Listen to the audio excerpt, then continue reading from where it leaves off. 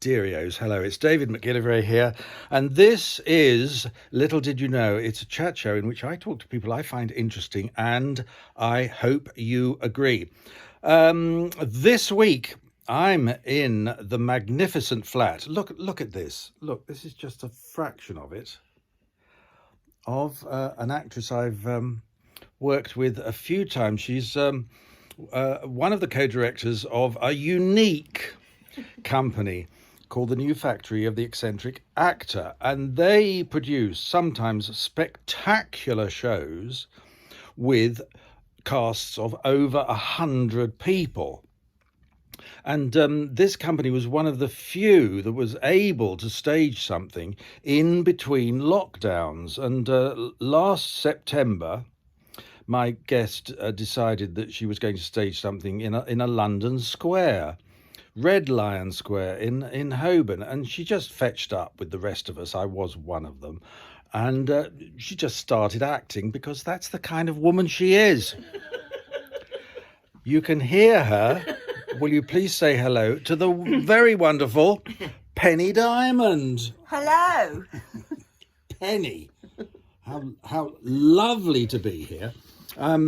I want to know, for starters, what has been your most memorable production of all those that you've done for the New Factory?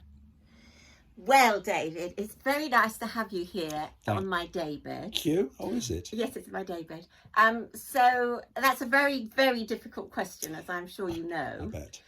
Because every single one has been fantastic and very different and wonderful. But I suppose the very first one we did, which was called the Red Cabbage Cafe, has a special place. Partly because it was the first and we didn't know quite how it would work, and it was all very exciting. And we ended up doing the Red Cabbage Cafe in 3 different versions. So it is great, and it's set in about 1924, just after the revolution in Russia, and it features a wonderful character that I played called Sophia Belshazzar, who made waxwork dummies, and she is fantastic. And then she meets a young engineer who's come over to build the metro, and they end up meeting Lenin. And then but it's, I can't tell you it all. We might do it again one day, you never know. But you can read the book, because it's based on a marvellous book called The Red Cabbage Cafe by a lovely writer called Mr. Jonathan Tritle, who was kind enough to let us do our adaptation without charging us anything. And when he came, he said he couldn't imagine it being done any better.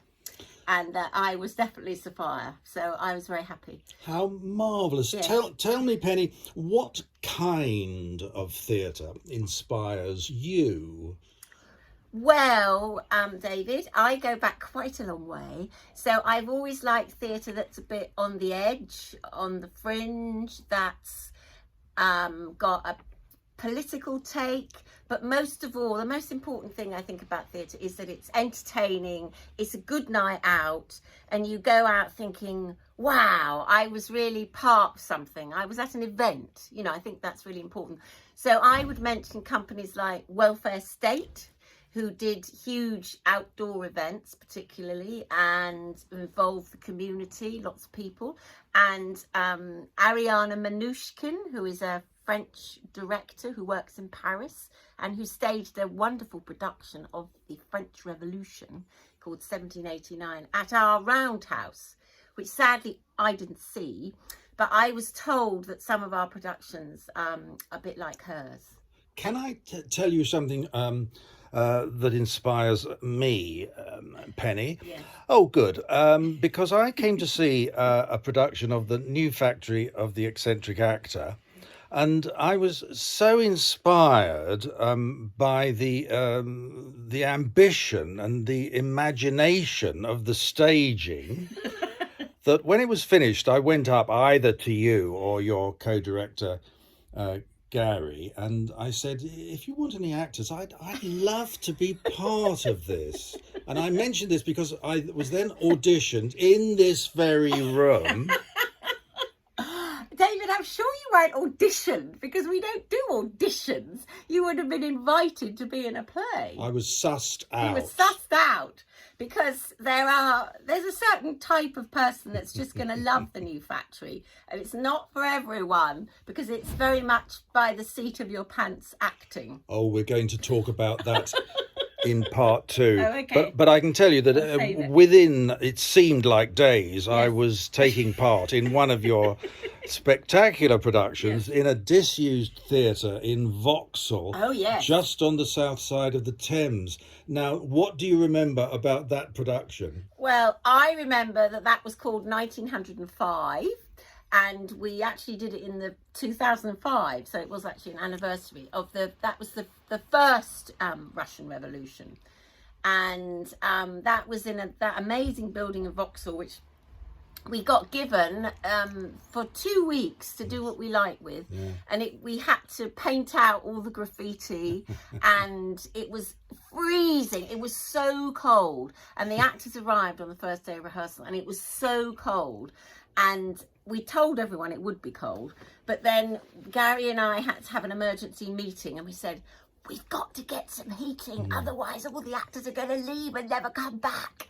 So we spent our entire budget, which was about, probably less than 100 quid, on these ginormous industrial heaters, which came and sort of saved the day. Which were they then turned off just before the performance, because there were so many people in the theatre by that time that we made ourselves warm. And also, you were being part of a revolution, so of course you were fired up and warm. Of course. Now, unconventional theatre is what you specialise in, but is it true to say that your own theatre training was relatively conventional? Yes, I went, first of all, when I grew up in Chichester, in Sussex. I'm a Sussex girl, and there was a fantastic youth theatre group there. But actually that was quite eccentric, because we did things like street theatre, which nobody did then. It was great. And Jonathan Swain, who was part of the youth theatre then, he's now a founder member of the new factory and does all our design. And one of our actors, Anthony Best, he's also from that youth theatre. And then I did a 2-year course at what was the Tech College, or the College of Further Ed, which was great, with a very inspiring lady called Jewel Grant, who always wore purple. And then I went to the Welsh College of Music and Drama and did the 2-year performers course. And even in those days, did you want to get involved specifically in theatre that mattered? Yes, I think I did. Yes, I did. I definitely did. Because especially in Cardiff, where the Welsh College was, that was full of all the touring companies would come through there, and there was a lot of really sort of good, gritty political stuff going on, as well as mad companies like Pip Simmons, which I'd never seen before the like of it, and a huge inspiration seeing all these people at a young age. And you think, gosh, I can do that. That is mad, but we can do it. And also the idea that you can put something on without a lot of money, I think that's always been very important. Well, necessary. So most of your career has been on stage, but let me put this to you. Would you appear in a sitcom? Well, David, it would have to be very good. Obviously, the writing would have to be very, very good, and it would have to have very good actors in it, like yourself, David. Could we be in a sitcom together? I can think of nothing more fun than that. Would you appear in a music video? Oh, definitely, yes. I'm a rock and roll chick. Oh, you'd be so good as well. I'm definitely. If anyone's watching, she is available for music videos. And apparently you have also played a tart in an adaptation of Anna Karenina, but I have to say I didn't spot you. Are you in that film? Well, David, It's true that I went for my costume fitting. I had the most glorious costume as a tart. There are about 3 tarts, I think. And then we filmed it, and it was very exciting. It's a beautiful film to look at. It's visually stunning. And sadly, I believe that my tart sort of disappeared. Oh no! But it was a great experience. It was really fun, actually. Well, as we're never going to see you in it, what did you have to do? Did you have to parade yourself? Yes, I did. I had to parade about and look, well, David, look tarty, which, it's not that difficult. Oh, I do hope there's a director's cut one so. day. I hope so. It was fun. Well, you've already mentioned that you met some of the people who were later involved in the new factory when you were very young. Yes. Then did you meet more people as you were working, touring the country? I did. I met Gary, who directs our shows. I met Gary when we were both rehearsing for a fantastic production called The Printers, which was about the history of the printers, and it was happening when all the printers were moving to Wapping, and there was a lot of strikes, and it was a very, very important moment. And Corinne Redgrave and the Workers' Revolutionary Party decided to put on this play about the printers. And in fact, that's where I met Gary, and we were fired up by this production because there were loads of people in it, I mean, lots. And then sometimes you'd be on stage and a different actor would be playing one of the parts, which is what we've carried on that tradition. So Corinne is quite responsible for our, I remember him, we had to sing the Marseillaise in it. Oh. And I remember him saying, because we weren't singing it, strongly enough. And I remember him saying, you've got to remember, you want to tear out their livers and, go for it. And he was quite terrifying. So we were, And singing the Marseillaise has become another tradition of new factory productions. Seems to end up in a lot of shows. And that's the first time I performed at the Conway Hall, where we've done a lot of shows. Now that subject is going to come up later in the programme as well. Yes. So how did it come to be that you got together with all these people and decided to form your own company? You were all of a similar mind? Yes, I think, what happened was I was actually working with Oxford Stage Company, and we were touring a production of Much Ado About Nothing around the country. And we had a lovely Romanian director who was very inspiring, brilliant. Mulțumesc. It's fantastic. Yes, mulțumesc. It means thank you. Yes, exactly. Very good, David. And he was fantastic. And anyway, I thought we started the tour in Oxford, and I thought, I must get a book to read on tour, a book I can, read. So I went into the bookshop, and on the display there was a book called The Red Cabbage Cafe, and the cover was really good, and I'm drawn to covers, so I picked it up, read the first page, and went, oh, this is for me. Picked it up, took it out, read it on tour, and decided that I had to do something with this. First of all, I wanted to make a film because it's very filmic, and then I thought, well, that's impossible. Anyway, then I told Gary and also Josh Darcy, who was around as well. I said, look, this is such a great story, and they read it and they said, well, why don't you adapt it into a play? And I'd never done anything like that before. And it's partly because I wanted to play the character of Sophia. But it was just so brilliant. And so basically we were touring together in a children's theatre company called the Globe Players. So while we were doing that, we said, well, let's do it. Let's form a company and let's put the show on. And that's really how it happened. And as you say, that was the first time you'd written a play. Yes. You've ended up not only playing a magnificent array of heroines, but writing virtually everything the new factory produces. Yes. A little help on a couple of them from Josh, but mostly it's all been me. Yes. Have you counted the number? And very good editing from Gary. Sorry. Yes. Yeah, that's always important. It is, yeah. Have you ever counted the number of plays you've written? No, I haven't, David. It's about I don't know, it's 10, 12 maybe. Oh, goodness, is that all? Well, the thing is, we've done them several times. Oh, yes, David. that's right. Yeah, and then there are little ones, so it is probably more, actually. And how many productions? That's quite a lot for a playwright, you know. How many Stoppard written? Good point. And how many productions has the new factory done? I don't know. We've done a lot, basically, but we've done big productions, and then we've also done small productions in tiny spaces, which we'll talk about later. We will indeed. Yes.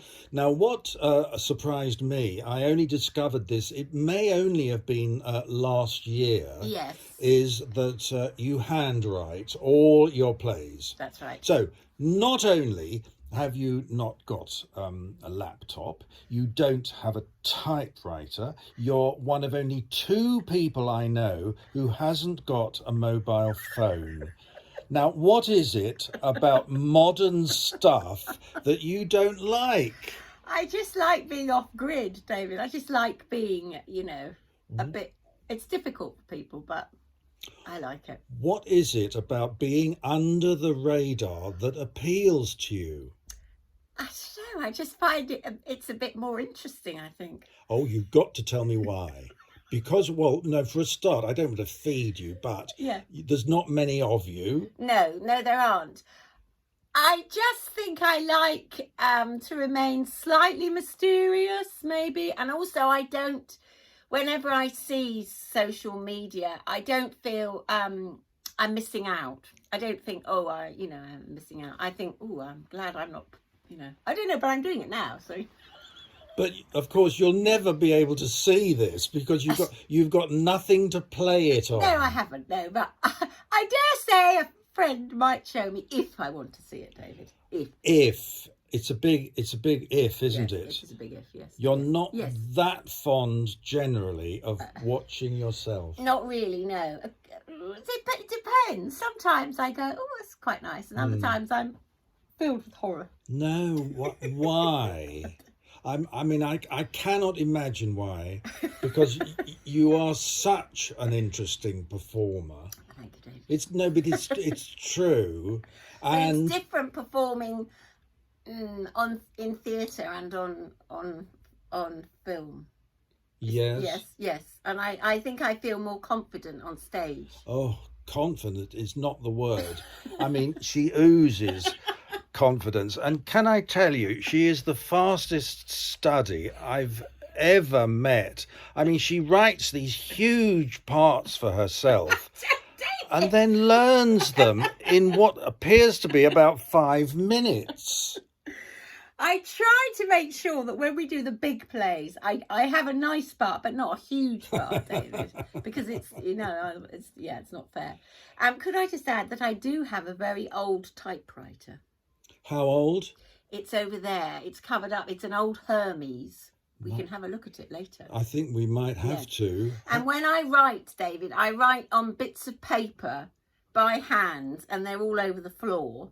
And then the long-suffering Gary has to type them out on his, on the computer. I suppose he's learned down the years. Yeah, he's learned how to read my writing. Which isn't good? It's very bad. Terrible. And I've got, anyway, he seems to cope. Although occasionally I read a bit back and I think, I just don't remember writing that. Because he's had to interpret it. So nothing could convince you to make things easier by at least typing your script? No. I like the physicality of having the bits of paper on the floor and the physicality of writing. I think there are a few writers who still do this. Yes. There are. I can't. Joan Collins is one of them. Oh, really? Yes. Well, there you are. And I can tell you another. Oh. Who I think still lives round here. Oh, no, actually, he may have moved. Oh. Alan Bennett. Oh, yes. No, Alan Bennett's still here. He does live round here. Yes, he does. He's only just given up riding his bicycle. My goodness, you certainly haven't. No, I haven't, but we used to pass each other and wave. Oh. Yeah, but he's still here, yes. And I believe he does still write by hand. But no, there's not many of you left. No. How marvellous We're going to talk a lot more about the new factory in part two. But right now, I'd love you to have a look at a trailer for a new Peccadillo release. And it's brand new. It opens on Friday. It's called Two of Us. It's laden with awards, including a Golden Globe nominee for Best Foreign Film. Have a look at this and then please join us again in a couple of minutes. Tu vivrai con me in un'isola fantastica e un mondo vedrai di lassù. Joyeux anniversaire, maman. Tu vivrai con me. Ouais. Je voulais vous dire une chose qui est très importante pour moi. Je voulais vous dire que je vous aime. Santé, maman. Bonsoir, Madame Dorn. Bonsoir. T'as rien dit à tes enfants, non? T'as pas osé? C'est ça? Mado?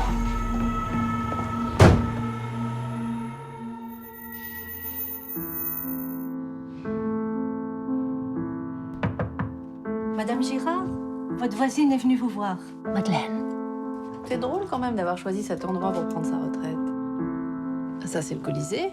C'est marrant, on dirait Madame Dorn.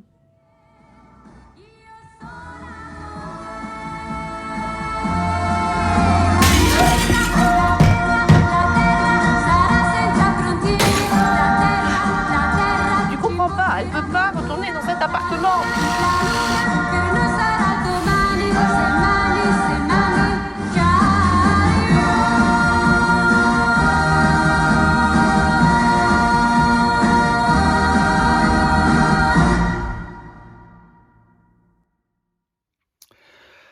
Oh, that's Two of Us. That's a film from France about older people. And by that I mean, yes, sort of people at our age, Penny, which is rather nice because there's... We're not old, David. Well, it's all relative, isn't it? But you don't see many films in which people our age are the leads. No, should be more. There should be more, but now there's Two of Us, and remember that opens in cinemas on Friday, and I believe it's available online at the same time. It's David McGillivray here, and with me, you just saw her, is my guest Penny Dimond, and we're going to be talking in this half of the show about the company that she runs with Gary Merry, and it's called the New Factory of the Eccentric Actor. Not, I believe, Penny, the first company to have had that name. No, David, no, you're quite right. So this name is inspired by a company that was in 1922 in St. Petersburg in Russia, and they were called the Factory of the Eccentric Actor. So when we were thinking of a name, we thought, oh, well, we can be the new Factory of the Eccentric Actor. So next year, 2022, it'll be 100 years since FEX, as they were called, shortened to FEX. So we're definitely going to be doing lots of things around that theme. How marvellous. Yes. And another interesting point is that the name, I knew about the name from... a long time ago, one of my friends took me to see a fantastic film with a live orchestra called New Babylon, 1871. And this was made by one of the founders of FEX. And I always remember that film as being really inspiring. And so when we came to think of the name, I suggested this. And yeah. Do you think there are any similarities between both companies? Our company and FEX, well, the people who started FEX were really, really, really young. They were like about 19 or 20 boys. Yeah. And they did I think they did about 3 productions. But the first production was called The Mother, and but it bore no resemblance to its author. So, and it was completely mad. But they were terribly influenced by circus and American jazz, and they just wanted everything to be crazy, crazy, crazy. and I think we've taken the fact they were outsiders and they just went for it and did their own thing, and that's what we've done. So I hope that we followed that. But the founders went on to be very famous film directors. I sometimes think, looking at a new factory production, waiting to go on, I do think this is crazy. Exactly. Well, there you are. They were definitely crazy. And they were also interested in, the props, the scenery was all strange. And Jonathan has made fantastic things for our shows out of cardboard with no budget. Yes. And it's very exciting. And you say, "Oh, can you build a tower?" And he says, "Yeah." And then so a tower is made out of pizza boxes, and then it's delicious. And right next to you, we might as well mention it because yes, there is a painting on cardboard. Yes. What's the story behind that? Well, this lovely man here, who I very much enjoy having in my flat, is it's a copy of a painting by Ilya Repin, who's a famous Russian painter, and this was painted specifically for a production of The Bear by Chekhov, which we took to Latitude Festival. And Marnie Walker, she painted it specially for us, and I love it. And this is typical of, so we have all these marvellous things in the plays, and then at the end of the plays they all end up here because I can't bear to throw things out. I couldn't throw that out. No, it's gorgeous. It's terrific. Yes. But it was kind of deliberately done on cardboard. Oh yes, definitely.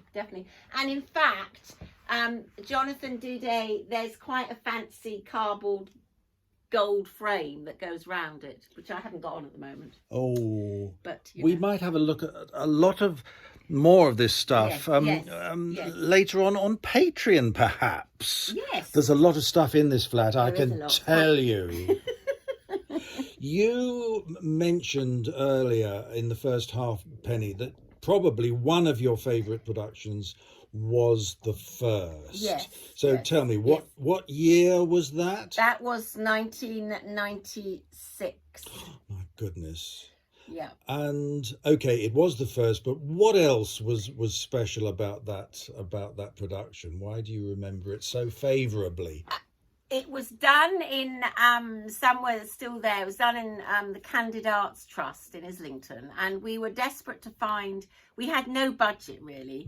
The only thing we had was a £50 voucher from Sainsbury's, and so we were desperate to find a space. So we found this space, and the man who ran it was quite keen, but as the longer we were there, he went off the idea really. So it was quite tricky, and no one had performed in there before. It was quite big.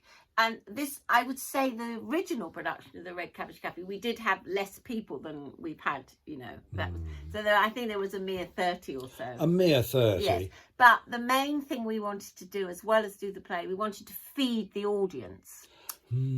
So we said, well, we're going to have soup. We're going to make soup in the venue, and we're going to serve it in proper china bowls with spoons. And I had a lovely friend, sadly no longer with us, called Sarah Mennell, and I rang Sarah and I said, Sarah, how do you feel about cooking for over a few nights for soup? And she said, oh yes. So she came up and she cooked this amazing vegetable soup, and we had soup and bread for the audience as they came in, which was, we thought it was very important because it's important for people to feel welcomed. That's very much our thing, is to make people feel welcome, that they're coming to an event that's special, and that they're going to mingle with the cast as well. So and this, I think, because we weren't quite sure how any of it was going to work, it was very exciting when it did work. There are many themes in new factory productions. Feeding the audience until recently has been one of them. Yes. Another one is that the performances are all free. Always free, yes. Okay, why? Because there's not enough free stuff. Simple as that, David. There's not enough free stuff in the world, and certainly not in theatre. And it's just it's a wonderful thing to do, to give someone a show, and they give back to you by coming to see it. And it's just, it's fantastic. We do ask for donations at the end, but there's no, if you haven't got any money, it doesn't matter. It doesn't matter at all. You were ahead of the curve here, Penny, because only relatively recently Time Out started focusing on free stuff. Yes, so exactly. there's a page. Yes, exactly. Yes. In Time Very Out, important. which people like. Of course it is, because it's yes, it's very important. Lots of people haven't got any money, so yeah, important. All the productions are dramatizations of aspects of socialist history. Yes, I think we want to show kind of perhaps forgotten bits of history that are kind of radical and exciting, perhaps people don't know about. But as I say, it's always the aim is not to preach, it's to entertain, and it's to give people a good night out, and hopefully make sure they go away and think about it, or talk about it, or look it up. I remember somebody saying, "Oh, I wish there were some notes with this production," and I felt like saying, "Well, you go away now and find the notes." And these productions, therefore, tend to lend themselves to huge casts as well. So gradually we've built up, and so it's generally about 70 or 80 actors. And we also have musicians. The live music is a very important part. So Martina Schwartz, who is a fantastic accordion player, she's our musical director. And she composed music specially for the Red Cabbage Cafe and for various of our other shows. And so we sort of rely on her to find a band, which, could be anyone who wants to play. Yes, but she's very good, very high standard, the music. And sometimes we've had community choirs as well. Yes, true. Yeah, which has been lovely. You almost never appear in theatres. So that theatre I mentioned earlier, a disused theatre, only one scene was on the stage. That's right. And the rest of the performance was in the auditorium. And typically for you, the actors and the audience are all mingling together. They are. They're all mingling, and we don't tell them where to go or what to do. If they want to move, that's fine. If they don't, that's fine too. But we're not kind of organising them and saying, right, well, you go over there now. That's not our idea. We just want people to mingle. And often people say, oh, I didn't know who was in the audience. And often we get an actor will come up to the audience and ask them to dance. And then sometimes actors will come along just for the show to watch, and we'll say, oh, do you mind doing a few lines? And they'll say, oh yes, all right. So you know what actors are like. So so it's great. And it's oh yes, David, shall I talk about the rehearsal process? Essential, I think, because again, it's unique. It's impossible to get a cast of this size all together for a rehearsal. Exactly. So what happens is, if we're doing a big show, something like 1905, then so probably it's about 80 actors. So, and we've got 2 weeks to rehearse that, and it's a full length play. Don't forget, we're talking a show. It's kind of a couple of hours. So, what happens is that we round up the actors. We basically ring them up and say, are you available? They say yes. And then Gary has to do some awful feat of a spreadsheet working out when people are available to rehearse. So me and Gary will be in the rehearsal space from 10 in the morning till 10 at night. And then other people will just turn up throughout when they're available. And of course, we've done shows where, well, most shows, we've never had the whole cast in the rehearsal room at the same time. And some people have come down on the day. My friend Carol came down on the day from Leeds to do the general strike, just turned up having learned her lines and did it. So it's not unknown if you're taking part in a new factory production, to find yourself at the first performance acting opposite somebody you've never met. Exactly, not at all. That's, it's quite normal. And this throws some people, and actors will run a mile, but others just love it, embrace it. It's exciting. It is exciting. You've got to keep Scary, your but wits about you have. you. Yes.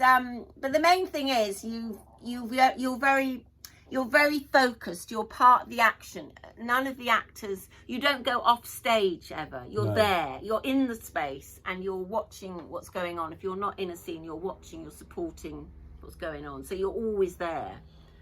It is unique as a word I've used before, yes. But there's one more theme we must mention, yes, and that is food. Not only is food given to the audience, but food is often and a very important part of the plot. It is. It even turns up in several titles of your plays. It does. What's going on? Well, food is just very important in life, isn't it? Mm-hmm. I mean, things like sitting around a table eating are basic.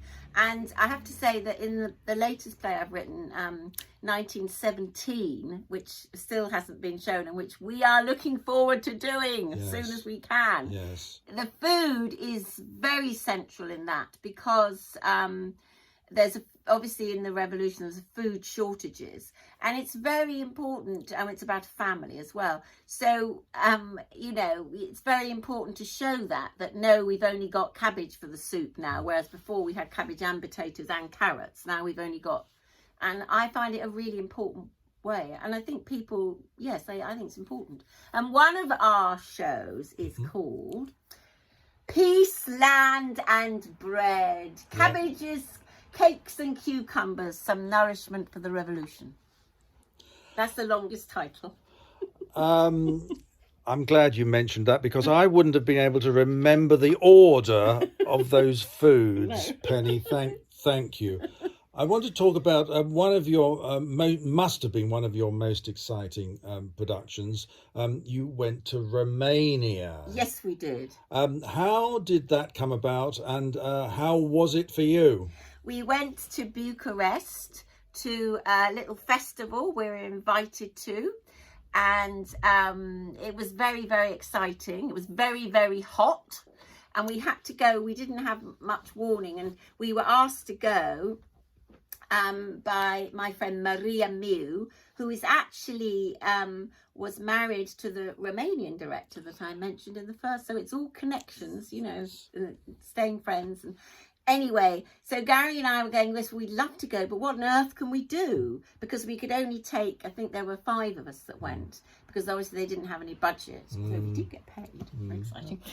But there's a novelty. I know. So Gary and I go, what can we do? What can we do? What can we do? Anyway, we did a sort of cut down version of Victory Over the Sun, which is a futurist opera, which we'd done twice before. So Gary adapted it, and there were 5 of us that went out and performed in a little studio theatre, and it was fantastically exciting.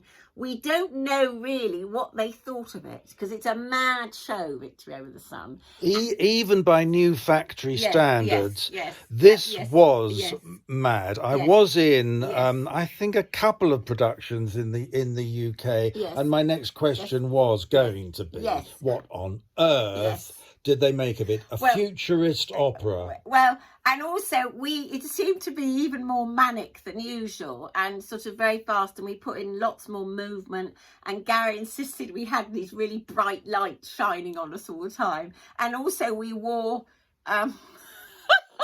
we wore these long johns and vests, and we all wore dresses. So there was Gary and Sean, Nia and Hilary and me, and we all wore the long johns, and we all wore dresses on top.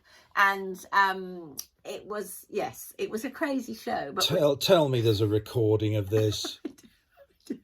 There may be one in Romania. But I don't know we still don't know really what they thought. They were very nice to us, and we all went out for a meal afterwards. But we only did the one performance, which would have been nice to do more. But it was a flying visit, but it was very exciting.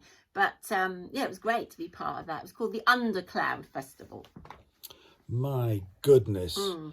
Can we talk about some of your celebrity fans? Oh, yes. Because periodically I appear in a New Factory production and then I recognise somebody in the audience. I'm going to mention one particular name in just a moment, but can we drop some other names? Yes. Well, we had the late, great Ken Campbell. Well, he was the one I was going to mention. Oh, right, yes, okay. Yes. And he was fantastically loyal to us, and he came to all the shows, and he had a habit of, if you were delivering a scene, so if we were in a small space, like the Toriano Meeting House, which is very small, and we've done a lot of shows here, and everybody is literally cheek by jowl, then you'd suddenly realise that Ken was standing literally on your shoulder, and you were doing your scene across the room, and then you'd finish and he'd say, that was really good, well done, in the middle of the play. And then he'd always eat all the cakes as well, because we always had, if we didn't have soup and bread, we had cakes and tea. And he said he liked, at the end of every show, I do a little speech to thank everyone to come, thank for coming, and about, this is for those that keep the flames of victory, revolution alive. And anyway, so Ken said to me once, he said, I really like those speeches you do. You could give lessons in those. Which I thought was very funny. No, he was great. This is a very good impression of Ken Campbell. For those who never had the pleasure, let's just say he was a very eccentric actor indeed. Almost everybody has a Ken Campbell story, and I'm delighted to say that now I have one as well. Because as Penny says, I was just getting ready to do something, I can't remember what, and go up to, for example, an actor and start talking. But when I did, Ken was standing next to this actor, very, very close indeed. So I did my scene with the two of them, which came as a bit of a surprise. You have to be prepared for that sort of thing when you're working with a New Factory. You do. But he was great, very supportive. He was. And we miss him. Oh, we do. Yes. Nobody like him. No. And once in Conway Hall, I think you were delivering one of your speeches at the end, and you gestured to the balcony of Conway Hall. There was somebody quite remarkable there as well. There was. That's when we did the General Strike play, David, which was the General Strike 1926. And I had managed, when I was writing it, I'd managed to track down this wonderful lady called Hetty Bower, who was about 104 at the time. And so, of course, she remembered the General Strike. She was in the General Strike. And I was looking for a story to thread through about strike. So basically, I based a whole family on her. And she said she used to smuggle sandwiches out to the strikers. She'd get up early in the morning. She was about 18, and her and her sister. And Hetty was one of 10 children from a Orthodox Jewish family. And I went to interview her, and she lived in this lovely old people's home, I suppose. Sadly, it's not there anymore, in North London. And she was fantastic, and she was so excited to talk to me. And she was still angry about how the miners had been treated in the General Strike. She was still angry at the age of 104, and she was known as a peace campaigner, Hetty. So she came to see our play, and she sat up in the balcony. So she practically ran up the steps and 104. And then I said, I'll bring you up a plate of refreshments, Hetty. And she said, oh, are there refreshments? So I said, yes, there are fish paste sandwiches and jam sandwiches and tea, because we always like to do our food sort of as it would have been, to tie it in with the play. So that's why, that's what you got in that play. And then at the end, I thanked Hetty for talking to me and for inspiring the play. and I gestured up to the balcony, and everyone stood up and cheered, and yes, it was fantastic actually. There was almost not a... Gosh, I'm I know, remembering it it was now, amazing. but there wasn't a Yes, dry no. eye in the house. It was extraordinary. Talk about an inspiration. Yeah, no, it was. I mean, it was amazing that I met her, and then that she was able to come and see it with her family, and that everyone saw her. You know, it was great. And I think she died aged 106. So I kept up the friendship afterwards. And I tell you what, David, I always took her flowers on International Women's Day. Oh, superb. Yeah. Let's talk about lockdown projects. Now, this is mine, but well, it gives me something to do. But you did something more, and that was in between lockdowns. Yes. You decided to stage an open air new factory production. Yes. First of all, why did you choose Red Lion Square in Holborn? Well, it's a very good space. It's in central London. It's outside our favourite, one of our favourite venues, the Conway Hall. Yes. And I thought it would be ideal for us to just do a performance. And I rang people up. I rang them around and said, see if they were interested. And everyone was so excited to be doing something. This was in September, wasn't it, Lily? Yes. And everyone was just said, yes. So basically, I gave them speeches, but they were all kind of uplifting, kind of socialist speeches. And which I thought was good for Red Lion Square, because we've got Fenner Brockwayers at one end of the square. Labour MP. Yes, Labour MP, yes, and great peace campaigner. So and then there was no rehearsal. No. See, This time, literally, no rehearsal. No rehearsal at all. So basically, you got sent your speech and then told to turn up at a certain time, and we had a red flag. And my friend Luke Dixon was helping as well, and so everyone just turned up, and they said, oh, what are we doing? And I said, well, I'm not sure exactly, but it'll be fine. So we had just speak when you're handed the flag. Exactly. And for many of us, I mean, probably all of us, yes. it was the first time we'd performed for a year. Yes, so exactly. it was a very special event. It was very exciting, indeed. and it felt very important to do. Yes. And we actually repeated the show in May, with a bit more emphasis on the anniversary of the Paris Commune of 1871. Which was very exciting as well. And luckily it didn't rain either time. We've got a big production coming up for the new factory, haven't we? We have, 1917. When are we going to see it? Well, David, we can't really do that show until we are able to have be in a space with no social distancing, and so that may be a bit of a wait, but we're not down.